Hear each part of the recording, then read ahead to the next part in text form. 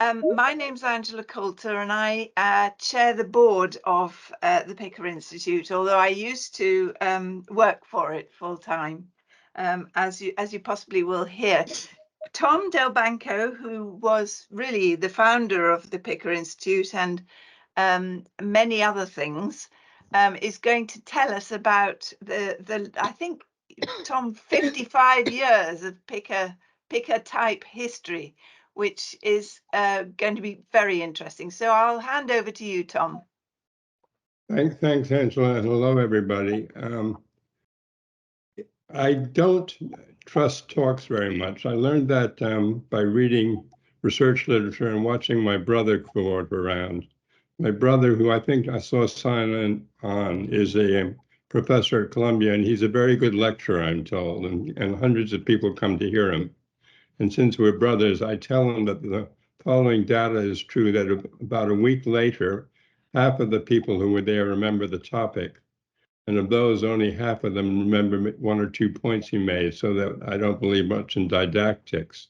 He gave me a very good answer, however. He said, if I can turn on a couple of people to what excites me by virtue of a talk, that's good enough for me.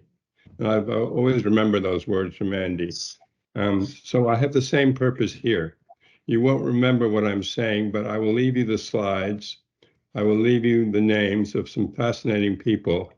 And if you have the energy, look them up with Google, etc. It's easy to do these days.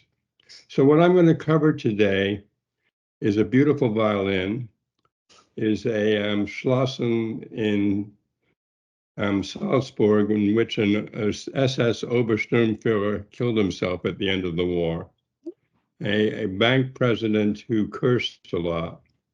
I'm a McKinsey consultant who talked about 3 hospitals and various other ideas that I have. But most importantly, I'm going to talk about a series of women, actually at a time when women were not as prominent in the healthcare world as they are now, but really 7 women who I was lucky enough to encounter and work with, who I think had an enormous impact on the history of what we're doing, what we're talking about, and what I'd like to remind you with. The other thing I've learned from Andy, who's a historian in part, is that history is really through the eyes of the beholder.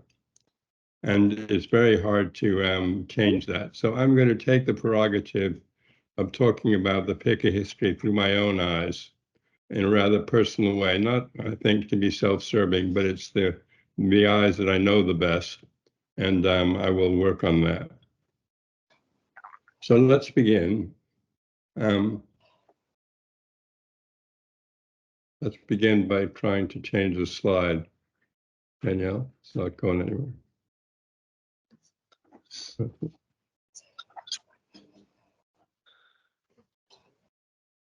Okay, there we are. So I had parents who were born in Germany, in Hamburg and Berlin. They moved to England before the war because we were Jewish. I grew up in Hampstead Garden suburbs, so I actually have dual nationality. And I came to America when I was 8.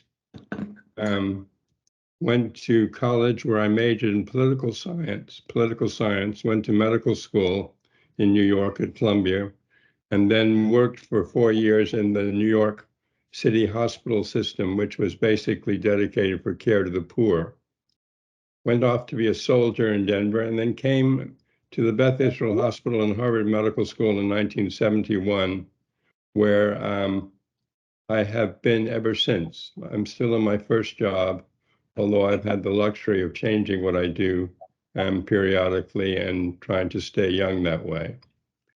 My goal in coming there was that I wanted to experiment in the world of primary care, to which I was committed, with the notion of bringing primary care to teaching hospitals. You don't have that in the UK. Primary care practices or surgeries are separate, I think, in large part. And that was true also in America in the early 70s. We had clinics, which were repositories of care for the underserved and for the elderly. They never saw the same doctor twice. They were there at the really as part of the charitable mission of hospitals, but they were not a place that you would choose to go to get care if you had other options. So my goal was to change that and try and develop a first-class, one-class system built on teams. I thought that doctors couldn't do everything, and they didn't do everything well, and that the ideal team for a patient would be a doctor, a nurse, and a mental health worker working very closely together. So what was probably most unusual about our practice, we weren't the only ones doing this, was that we were working in such teams. The other thing that was unusual, that rather than the usual academic mission, which is to begin with research and let other things come along afterwards, we started with trying to improve a delivery system. Then we moved on to education, trying to attract young doctors into the field of primary care. And then finally, really 8 years later, I helped start the General Medicine Fellowship at Harvard, which has now graduated 400 doctors who are academics in the field of general medicine and who know how to do research. I thought it was important that we should study people who could still walk and talk rather than the horizontal hospitalized patient that was the tradition. The people who were key to my life were Mitchell T. Rabkin, Howard Hyatt. Mitchell Rabkin was a young doctor who was the president of our hospital. Howard Hyatt was a distinguished doctor. He was my chairman of medicine, went on to be the dean of the public health school, became a very famous man, and just died in his 90s a few weeks ago. And I also wanted to work with a partner, always have worked with partners. And my partner there was some young man named Arthur Baraducci, who knew how to count, didn't know much about mitral stenosis, but kept me going. The most important person, though, and this is a recurrent theme from my talk, was a woman named Margaret Mahoney. Margaret Mahoney was at that point, a young woman who had a background as an art historian. She came from the South. She was working at the Carnegie Corporation, one of the foundations we have in this country, founded by the robber barons of the earlier century, basically their way of returning their monies to society. And she worked closely with colleagues at the Commonwealth Fund, which name will come up again. Margaret Mahoney believed in what I was trying to do, and she became really my mentor for many, many years. She would come to Boston by train to figure out what this new practice would look like. She gave me a planning grant, and then she gave me a large grant, which basically said to the hospital, you better take this seriously. And Howard and Mitch there were happy to do that, and I had a great time doing that. And I ended up running the Division of General Medicine and Primary Care there for the next 30 years. Through Margaret, I met Harvey and Jean Picker.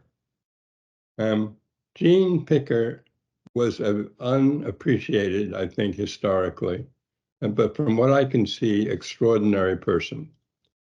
She was a journalist at Life magazine, but she also cared enormously about a range of social policies and social issues. And Lyndon Johnson appointed her to a role at the United Nations as one of the American ambassadors, and she actually worked at the United Nations for 20 years. She unfortunately developed brain tumors, which were benign meningiomas, but laid her low very often, and she was quite ill when I met her in the mid-1980s. And I never got to know her very well. She was married to Harvey Picker, who was born rich. His father had really started a very important company in the X-ray business. He went on to help his father and develop it further. He had a business degree. He was very interested also in international work and was actually the Dean of International Affairs at Columbia without a PhD degree for a period of his time, and then became a philanthropist. And he and Jean started a small, fairly unsuccessful foundation. They would let out grants. They would go to Margaret Mahoney, with whom they were close friends, Jean was also a close friend of Eleanor Roosevelt. That comes up quite often. And Margaret would try and advise them how to spend their money wisely, and they would let out grants. They were not happy with the results. I would help Margaret write speeches and write pieces about the Pickers, and Andy, who's on this call, also helped because Margaret didn't like to write very much. And that way I got to know them and got to meet them and got to help her with that. And then one day Harvey kind of decided, well, enough is enough. I'm going to give my money to the Commonwealth Fund to manage. And I hope to make a big bang in some sort of way that made healthcare more humane. That was the basic impulse from his wife and from him. And the Commonwealth Fund did something rather unusual. They held a competition for how this money should be spent. And I was invited to participate in the competition. It went on in the West Coast. Margaret had the habit of gathering young men whom she thought had promise and supporting them. That was a day before women. I don't think there was one woman among us, but there were about 10 young men who were doing kind of interesting out of the box things around the country. And we were asked to compete. And I went out there and I said something fairly simple. I said, I'm puzzled by a paradox. I read ratings of hospital care and surveys, and everyone seems to get a straight A. They're all doing brilliantly, and they're all very proud to tell the world about it. And then I meet someone in the street or someone at dinner, and they say, you cannot believe what happened to me in the hospital the other day. It was really awful. And that didn't seem to make a lot of sense to me. So I suggested that rather than ask people how much they liked something, how much they treasured their experience, why don't we just ask them to report on what happened? Did the nurse come when you called?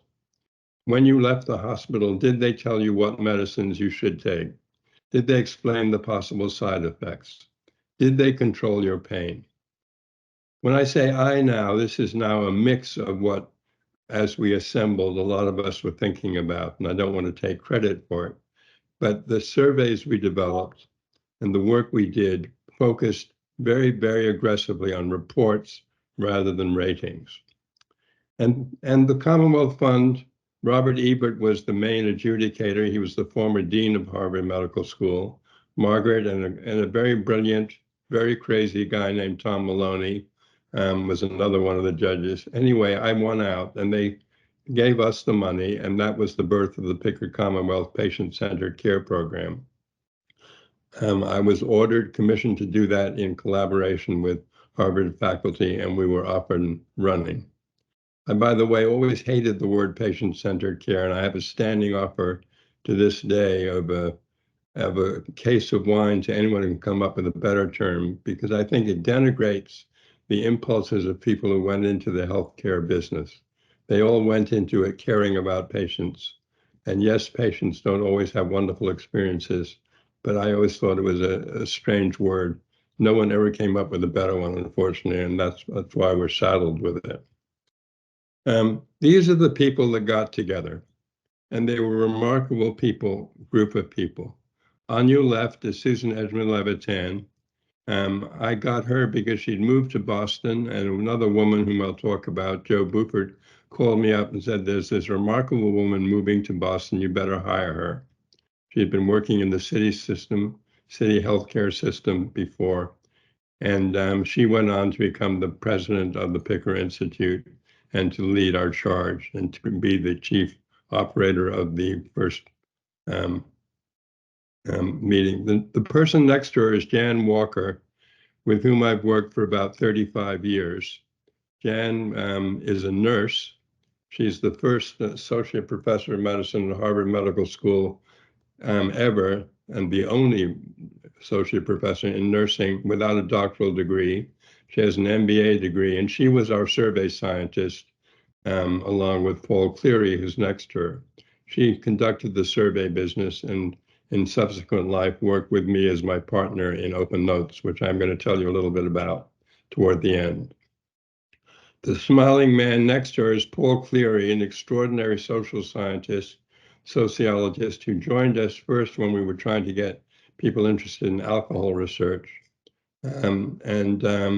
He went on to become the dean of the public health school at Yale, a very famous man in public health and an extraordinary person. Next to him is Jennifer Daly, a doctor, a wonderful doctor, who saw through the patient's eyes. She came up with the title that we had, Through the Patient's Eyes, and a remarkable colleague. Next is Margaret Gertice, who's another historian, but who could really write. She wrote the book that I'll show you, and was a treasured colleague because the stuff we put out, our newsletters, our verbiage was really well done, which is unusual in the medical world. And then on the right is Ian Stevenson, our jolly Scotsman, who knew a lot about money, taught us a lot about Scotch, took us to Edinburgh, where we went on Glen Eagles, followed by Secret Service, because that's where Sean Connery liked to play golf, and they wondered why these terrible golfers from America had any right to be there. We had some very good adventures together. We began in the 1987 and then quickly found some partners in Canada and England. And we wanted to develop surveys. And the way we did it, which became the kind of picker principle, is we had interviews and focus groups with patients. And we asked patients what was important to them while they were in the hospital. And from that, we constructed surveys. What do they report experiencing? And we developed 3 studies, one in the United States, one in Canada, and one in England. There were telephone surveys. We were querying patients recently discharged from surgical and medical services in hospital. And among those 3 studies, we ended up with 155 hospitals, 16,204 patients who agreed to be interviewed, an extraordinary response rate above 80% in each of these studies. People were really eager to talk about their experiences. And we published 3 papers, 1991, 1994, and 1994. And I counted up the citations. There are 1,500 citations to these papers in the medical literature. These were the papers. Paul Cleary led our charge in America on the top left. Steve Brewster, who used to work at the Picker Institute and was then a very young research assistant, basically at St. Mary's, working with Brian Jarman, Sir Brian Jarman, who had trained at our hospital and went on to become a prominent primary care doctor in England. And Nick Bosanquet, a wonderful professor, economist, terrific character who's taught us all about battlefields and battlegrounds throughout England. They were the principal agents there. And then in Canada, Kathy Charles, who was a young postdoc, and Brian Haynes, who's a famous doctor and epidemiologist at McMaster, did the same study. And I used to go around asking people, how do you think each country did? In America, there was great pride in the healthcare system, a lot of resources, and we looked down on our nose at the Canadian system, which was one payer, which we didn't like, and which was under-resourced.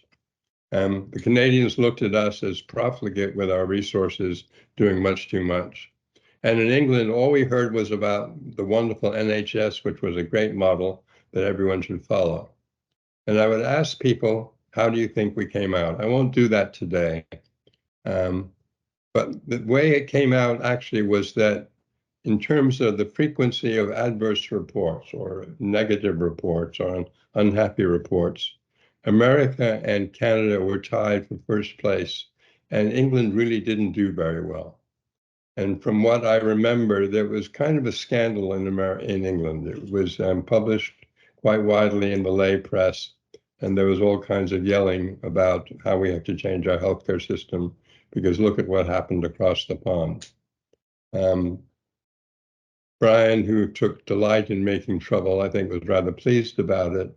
Other people weren't so sure, but that's the way it came out. We wrote a book, which you can buy now at a great discount. They're used copies. They're only $14 now, Margaret.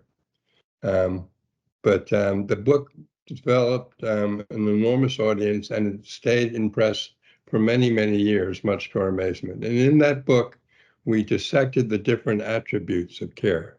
Jan, for instance, wrote a chapter on discharge, showing that one of the most dangerous times in anyone's existence is when they're going home ill-prepared and not well prepared for a good transition. And that book, I think, had an important impact on what we did. Many, many thousands of copies were bought and distributed in hospitals to staff, and I think we took real pride in it. We did more than write a book. We site visited the hospitals with surveyed to see if the survey findings had any validity. Was our instrument any good? And I'll give you two interesting examples. We site visited both those hospitals that did very badly in America and those that did very well. One hospital in Rhode Island, a small hospital in Newport, Rhode Island, did extraordinarily well in discharge planning. Its patients reported no problems or very few problems. And we were curious, why would this little hospital that wasn't at Harvard Medical School do so well in this area? And we went and visited, and they had a very simple rule. You were not allowed to discharge a patient. A patient was not allowed to go home unless he or she had formulated 3 questions that were on their mind, and those questions were unanswered. They had to be answered. Such a very, very simple intervention, which led to great patient satisfaction with the discharge planning service, and something that should have been replicated, and we hope would be replicated elsewhere as we wrote about it. I personally visited a tiny hospital in rural Oregon, which had the highest aggregate score of any hospital. That hospital was run by the Sisters of Charity, by a sister who terrified me when I met her. And when you went to each room to see a patient, on the door outside their patient was their patient record, and they were welcome to come out and read the record anytime, correct it, make comments about it, realize what it was saying, and do things like that. And those patients had happier reports than any other patients that we encountered. So, on the other hand, we visited hospitals that didn't do well, and we decided we would much rather not be hospitalized there. So the surveys had some validity. The patient's eyes had a great degree of accuracy, and there was something to learn from them. So we went on to survey patients widely, focusing both on private hospitals and the safety net hospitals in our country. We formed the Picker Institute in 1994. That was still part of our hospital. I chaired the board. Harvey Picker was on the board. We got more money from the Commonwealth Fund and the Picker family to do it in the beginning. And we fueled it by surveys. We became very active surveyors. Jan tells me we grew to almost $10 million in annual revenue. And we were an ongoing business beginning rather quickly in 1994. We also conducted pilot studies in Germany. I went rather hesitantly back to the land of my parents, but had a wonderful time in Tübingen and Reutlingen doing studies, the first studies in Germany, I think. And we also worked with Pat Straw in Edinburgh to do studies. And other people around the world began to do studies drawing on these principles. And then I gave talks at the King's Fund, invited by Joe Ivy Buford, where I first met a woman named Angela Coulter. At least she tells me I met her there. In all honesty, didn't remember doing that. I came and talked to a lot of faces and people, and I'm old, and my memory is failing, but I hope she's not hurt by that, and I'm glad that she reminded me of that. Angela was running the policy issues there at that time, and I was told by a lot of people that she had a special gift. We also, we met her again through Joe Ivy Buford. Joe introduced us to Susan, and Joe is the matchmaker. And Joe introduced me to Angela, I believe. And Joe had a role in Salzburg that I will come to. And we also met a fascinating character named Fleming Roslev, who may be on this call, who may not be. Fleming is a Danish doctor who early on went into the consulting business. He worked for Coopers. He had crazy ideas. One of his ideas was that hospitals should have changeable rooms. If they had a lot of patients, the room should be a patient room. If they had a lot of surgeries, you should be able to change the room in about 20 minutes into an operating suite. And he had models of that. I'm not sure if they ever really came off, although he was determined to have it come off. But he was a wheeler dealer. He knew a lot about wine. I remember Jan and I had dinner with him at the Harvard Club, and he ordered the most expensive bottle of wine I've ever drunk, and we drank it very happily. And he told me it was on an expense account because that's the way they worked.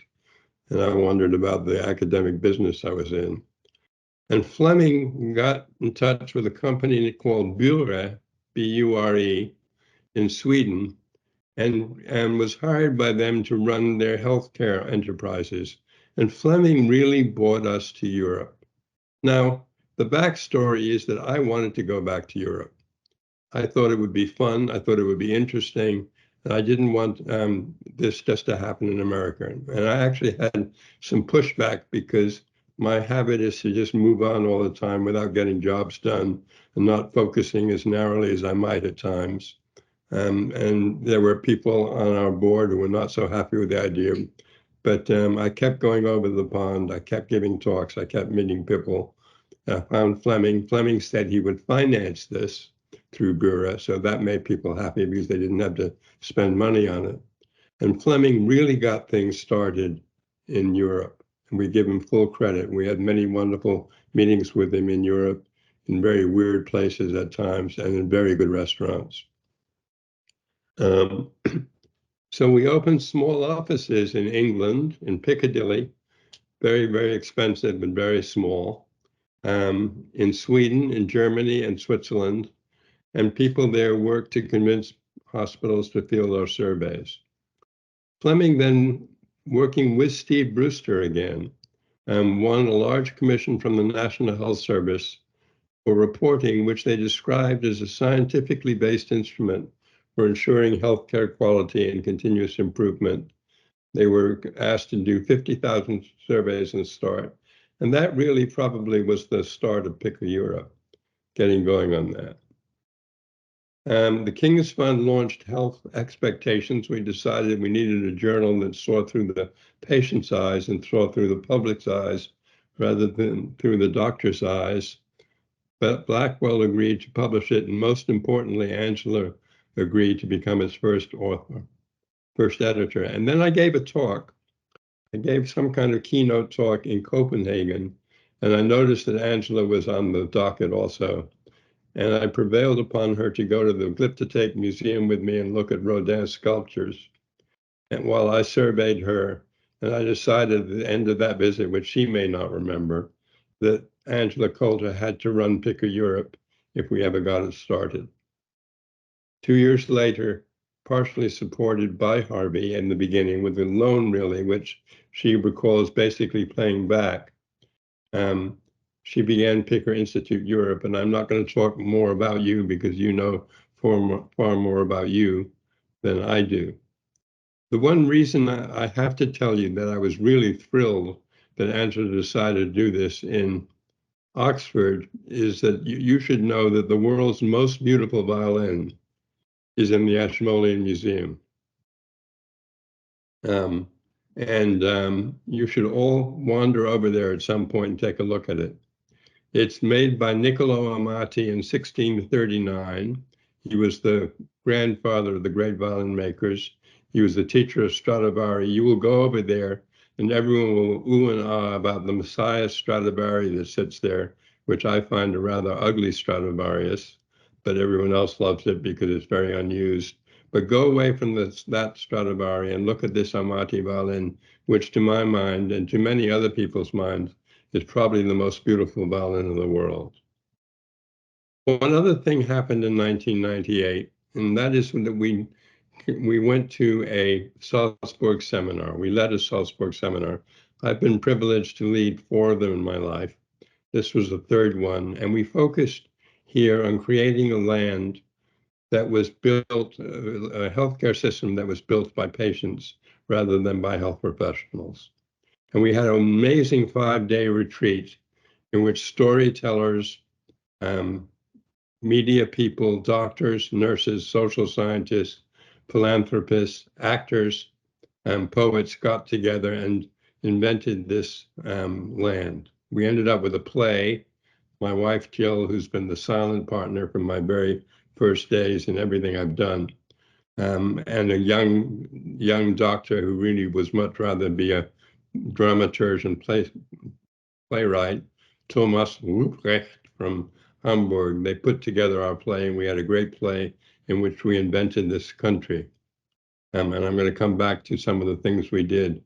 But the guiding principle of nothing about me was published there.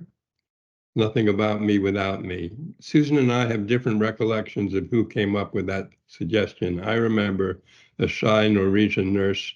Susan remembers someone else. It turns out that it's an old Polish adage that was developed about 300 years before us. Nothing about us without us. I learned that from a Polish oncologist.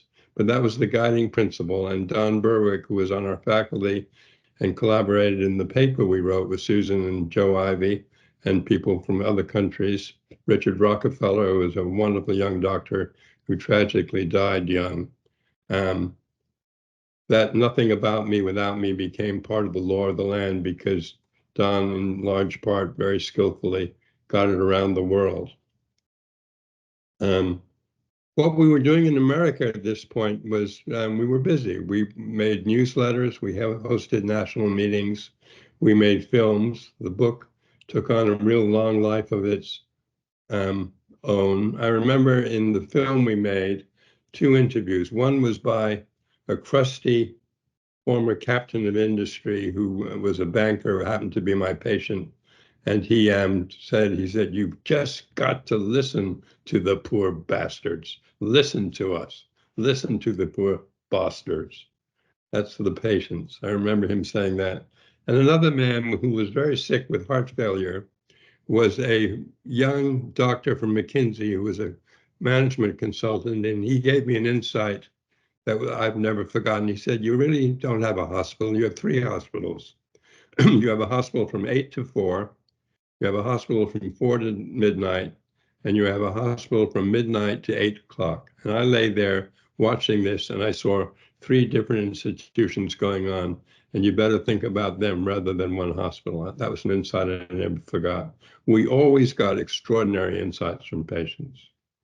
Jan did more and more surveys, first by phone and then by paper. Probably the most important thing we did, and Paul Cleary and Susan Edgman-Levitan led that, is we really gave birth to the CAP surveys, the Consumer Assessment of Healthcare Providers and Systems surveys that are fielded throughout the country now. You cannot go and see a doctor in the country now or go into a hospital without getting a survey afterwards asking what happened. And some of the questions in those surveys are identical to the ones in our original surveys. In 2000, we had trouble with our business. We made some bad choices about people we collaborated with. Things got hard, and we took heed of one of Harvey Picker's favorite aphorisms. He was a great aphorism maker. One of them was, if at first you succeed, quit. Don't try and keep going. I always liked that. Another one was, when you hire people, no one ever looks as good as they are after 1 month or as bad as they are after 6 months. They're always somewhere in the middle. Those were 2 aphorisms that were quite helpful to me in my career in finding people. In our paper from People's Power, we wrote the following. Not only do patients have nearly complete access to their medical record in this country, although they don't have to review their record if they don't want to, but they also write in it, elaborating, tracking, and explicating problems, correcting mistakes, prioritizing needs, and at times suggesting both diagnoses and treatment plans. And in large part, that led to the genesis of our current enterprise, which I want to tell you about very briefly, because I was asked to, and because we've had an exciting time with it. And that's Open Notes. Open Notes was born in 2009 when Jan and I, after going to the Commonwealth Fund and they threw us out, went to the Robert Wood Johnson Foundation, which in large part was started by Margaret Mahoney before she became the first female president of a large foundation, Commonwealth Fund.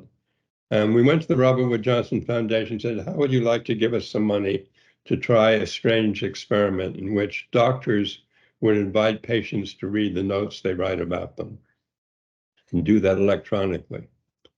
And Johnson thought we were crazy enough that we would deserve to try. And we did an experiment in an urban hospital in Boston, our hospital, with suburban practices in decidedly rural America, where everyone voted for Donald Trump, and this was in the middle of Pennsylvania, the Geisinger Health System, and in a safety net hospital in Washington State, Harborview Hospital, which cared for the poor and the underserved and the economically disadvantaged. And we wrote a paper about it. We wrote 3 papers in the Annals, one saying we're going to do this, at which point some of the Annals readers thought we were nuts. Number 2, we asked people what they anticipated would happen. And most of the doctors basically said it was a very bad idea and didn't want to participate in it. And most of the patients absolutely loved the idea.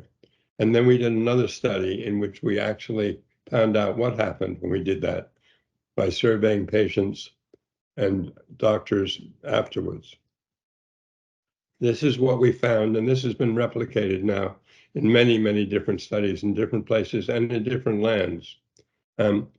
Patients remember more about what happened when they were there. And the worst time to ever learn anything is when you're in front of a doctor, because you can't remember anything because you're so anxious. It's true for me, it's true for most people. People remember things inaccurately and people remember things badly. Maybe the most exciting finding for me was that adherence to medicines may go up. 14% of the patients in one of the studies we did said they were taking their medicines more accurately and more carefully.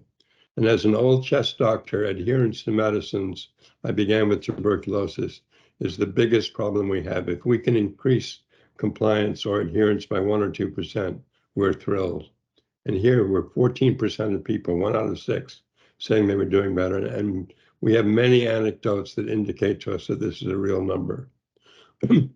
Sigal Bell in our unit has been studying medical error, and we find patients finding many errors, important errors, and preventing harms that way. Patients feel better about their doctors generally, or the same. They don't lose confidence in them. And mutual trust increases. Trust goes both ways. They have a higher trust factor to the patients, and the patients actually trust, the doctors actually trust their patients more by virtue of their kind of being so transparent in their communication. One very exciting finding for us is that the disadvantaged patients, if they can get on the computer, if they can get across the digital divide and look at their records, report the greatest benefit. And finally, caregivers, people who partner with their patients, report benefiting at least as much as the patients. If you're caring for a loved one and you can see their records, it makes a big difference. We published a lot. We published more than 120 studies and commentaries. We published quite a lot in Britain at the BMJ. The BMJ has been very welcoming of our work. We published in Health Expectations, and we published in several journals across the pond. By 2020, we had convinced 260 organizations serving about 50 million people, 15% of the US population, to participate in Open Notes, to offer Open Notes to their patients. And then in 2021, it became national law, much to our total astonishment, but much to our total delight. All Americans now are entitled to free and instant access to their health data, and that includes laboratory work, which is another story, and including their Open Notes. And this is through computers, cell phones, mobile apps, etc. And we're in a very different time in this country. And as you may know, in England, a few months ago, the GPs were asked to do the same thing and are doing it increasingly, I'm told. Some gnashing of the teeth. I guarantee you that people will get used to it and they will find it fine. And I think patients will benefit as they are in many places around the world. We did another Salzburg seminar. We did this one in 2017 when we focused on open and transparent communication. You can see me there all the way on the left with a bunch of people from 11 different countries. We had teams of people from different countries. Liz Salmi, our patient advocate and our patient representative, published a paper about what it was like for 6 patients to try and navigate their systems with this open notes notion. We had a wonderful time. And out of that came people who were working, again, actively in the world in this area, just as came out of our first seminar in Salzburg in 1998. This is our current team. Jan and I are the old folk. We're the co-founders. We're led brilliantly by Kate DeRoche, who's a social scientist, and who for 7 years has steered us along. And Liz Salmi on the right is a remarkable young woman who we brought to Salzburg in 2017, hired at Salzburg. Liz has a slow-growing brain tumor. She's a very famous patient in this country. She's written a paper in the New England Journal about what it's like to have brain surgery while she's awake. We're very lucky to have her leading our communications and our patient-centered research. That's what I have to say. I thank you very much. I will shut up uncharacteristically, and I've actually left 15 minutes for you to have at me and for other ones of my colleagues to comment and join in. It's been thrilling meeting you. It's not been so thrilling losing my voice, but I'll try and bring it back. And we will have a discussion now, I hope. Angela has agreed to lead the discussion. Indeed, and thank you so much, Tom. That was a great talk. So may I ask you to use the raise hand button if you want to ask a question or make a comment. We have on the call, I think, I don't know everybody, but we have quite a lot of American colleagues as well as PICA staff, PICA board members and so on. So this has been a talk that's very much dear to all of our hearts. Let's take the first question, who I think is Julia Levy. My gosh. Hi, Tom. Hi, How are Julia. you? We're almost neighbours. I live down the road from Hampstead Garden Suburb. So a lot of what you were saying resonated very strongly for lots of reasons. Thank you so much. This history of what you have, an inspiration for what you've done over the years, which is the foundation for everything we do now, is just so wonderful and insightful and inspiring. It's a slightly cheeky question. I'd love to get your thoughts on where you think the greatest needs are for what we could do going forward, and perhaps sort of just some inspiration for the way forward. Figure out ways to get patients to read their notes. You know, we have a lovely speech that says we've declared victory. We've gone from 100,000 or 20,000 patients to 340 million, but that's just the theory, isn't it? If I walk down the street and I meet someone and say, did you know that you can read your doctor's notes, your nurse's notes, your psychotherapist's notes now on the computer? They look at me as if I'm smoking something, right? They don't know about it. How to get it out, how to go from spread to scale and implementation is the next trick. That's what we're focusing on in Open Notes now. And that is the real trick. You're going to have this legislated in England, whether you like it or not, or whether the doctors like it or not. Doctors will all get used to it. I always give the metaphor of oysters. We have very good oysters in Cape Cod near Boston. And when people see oysters the first time, they turn green. Then when they swallow one, they kind of smile and say, hey, this isn't so bad, and then they get hooked. we have the same experience with doctors. Doctors get used to this very quickly, and there are many doctors in our country who are fierce advocates for what we're doing. The real trick, Julia, is to figure out how to get people to do it rather than talk about it. That's my cheeky answer back. Susan, do you want to add to that, or Jen? Wait, hang on. There's Chris Graham, I think, is next in the line. Then I'll bring Okay. Susan in. Okay. Chris is the current CEO of PICA. Chris, go ahead. Yeah, firstly, thank you, Tom, for such an excellent presentation and for sharing your experiences. Very happy to hear that. I guess my reflection is we spend an awful lot of time still conducting surveys and gathering data. The challenge that we sometimes have is that the measurements aren't backed up by improvements within providers or within services. We hear all kinds of excuses about why improvement might not be possible or what might stand in the way, but I wondered, from your experience, if you could give one advice to providers or indeed to us about how to use patient feedback for improvement, what would it be? I wanted at one point, it's one of the many things I failed in. I wanted to build into our practice the notion that every 3 months, a random sample of my patients would gather and do a focus group with me in the room telling me what I was doing wrong.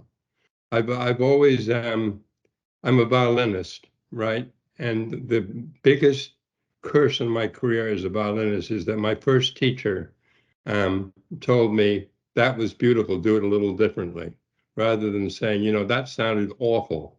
Why don't you change things? So my rule with the patients would be, you're not allowed to tell me anything that's good, but just tell me what I could do differently and what things would be better. So trying to build that in some way in the system. Doctors, health professionals take patients' views very seriously. If you were criticized, if a doctor is criticized by a peer, by his mother, by his boss, or by his patient, he will take the criticism by the patient most seriously. We're there to serve people, and we feel that. So we should try and figure out, I don't know how to do it, but you can figure it out. We should figure out ways of getting individual backup. There's some of that going on in this country. In Utah, the University of Utah, they did this rather well with patients zeroing in on a given provider, giving feedback, and then posting it publicly. So there are some experiments along those lines. I would look into that. Thanks. And the next is Susan Edgman-Leviton. She used to be the CEO of PICA, and indeed she was my wonderful supporter when I joined PICA in the year 2000. Susan, over to you. Yeah, thank you, Angela, and thank you, Tom. I just want to respond quickly to Julia and Chris's question. Julia, in my world, I am still one of the 4 principal investigators on the national MACP study, and the areas that we are really pushing hard on now to expand what we're doing beyond just surveys is really looking at the qualitative data that we get in structured comment feedback, which we find to be very powerful. And it really helps identify the reasons why people are responding negatively to some of the survey questions, but it also often gives us ideas for improvement. The other areas that we think are really critical that we're also really trying to expand our work on is how the feedback that we get from patients identifies safety issues and how we use that. And that's really a combination of survey questions and the comments. And also looking at how we collect data and expand the modes of administration. So we are using different ways of getting the survey data back that really helps us capture feedback from underrepresented populations. And then how we analyze the data stratified by race and ethnicity, because asking direct questions about discrimination, there's a huge attribution problem that we're still trying to figure out how to address, but if you stratify your data by race and ethnicity, you see a lot of the disparities. The thing I want to respond to about Chris's question is that In my universe, I've led the patient experience improvement work at our healthcare system, what used to be Partners and is now Mass General Brigham, for about 14 years. And we collect data at the individual provider level, which is incredibly powerful. And we also publicly report it. It's on our website for every doctor that has the minimum number of surveys that we require. But the thing that I feel very fortunate about is that Massachusetts has a state law where every hospital has to have patient family advisors. And we, just at Mass General, we have over 150. And by partnering with our patients on our improvement work, it very much engages our clinicians and our staff, and we also get it right. And I think another thing that's very important right now is that we also save money because we don't do stupid stuff that nobody wants. And we only redesign care in the way that it really makes a difference for people. I would second Susan's point about storytelling. I got a note from my brother who was actually listening saying, "Nice job because you told stories." People remember stories. They don't remember p-values. And Right. that's true of doctors, even though doctors claim p-values are the most important things in their lives. Tell stories, as Susan said, and people will listen and change behavior, I think. Thanks, Tom. Now, any more? I don't see any more questions. Perhaps do come forward if you got a question. In the meantime, I'll ask you something. You may know that, or you may not know that here in the UK, or at least in England, PICA also runs the NHS staff surveys, which I think we believe is the biggest survey of its kind in the world. And we are seeing post-COVID a real downturn in staff experience. We see the same. I mean, it's mirrored in the patient surveys too, and we think that the two are very, very much related. But I'm wondering whether you also see that in the US. Yes, we do. I think we're terrified of surveys of health professionals right now because they're so bad. I mean, we're in real chaos in this country, particularly in the primary care world. And burnout is the vernacular of the world, where we're in a terrible state. And of course, a happy customer is a function of a happy staff, right? It rubs off on the patient experience terribly. My sense is that this is almost a global problem. The grass is not greener when we go elsewhere. I know about the chaos the NHS has been facing, or at least I read about it. And we're no different. It's a very sad time. It's a very sad time for me. I've had a great time in primary care. And you think if you start early in an area, that when you leave it, it would be better than when you started. And now it's very hard to get young people to come into primary care, very hard. And for good reason, I understand it. Part of it is money, part of it is how hard they have to work. Part of it is blamed on computers, which I think is wrong. I think computers are actually going to help. And I think AI, which we're moving into now in open notes, is going to make an enormous positive difference and really help the patient experience and the clinician experience, both of them. But I cannot tell you a happy story from this side of the Atlantic Ocean. Angela, Susan, can I respond? Yeah. Yeah. The Agency for Healthcare Research and Quality here in the US that funds the CAPS research also funds the creation and the maintenance and a huge national database for the survey of patient safety culture that looks at employees working in hospitals, nursing homes, and in medical office practices. And we see exactly the pattern that you and Tom both mentioned, in that Organizations that do well on that, on the safety survey, the employee safety survey, do well on their patient experience surveys, even down to the level of individual units in a hospital or practices. And when we were doing all those site visits that Tom described about what do top performing across the board hospitals look like, there were many common foundational things they all did. But the number one thing that we saw was that they were all absolutely wonderful places to work. And we saw very early on that if you don't take care of your staff, they can't take care of your patients. But I think now more than ever, getting the input from our staff about how to fix things, because they're the people that know best what's broken, rather than necessarily our leaders, is really critical. Very interesting and very highly relevant to us in the NHS. I think we have more or less drawn to the end of our time, and we timed this for an hour. Tom, it's been wonderful. It's been wonderful looking through your retrospectoscope and remembering all the history. It's been lovely to see some familiar faces as well as the ones that I know well. And I'm extremely glad that we bumped into each other at that Danish conference, although I can't remember anything else about the conference at all. But it was great, and thanks for persuading me to join PICA.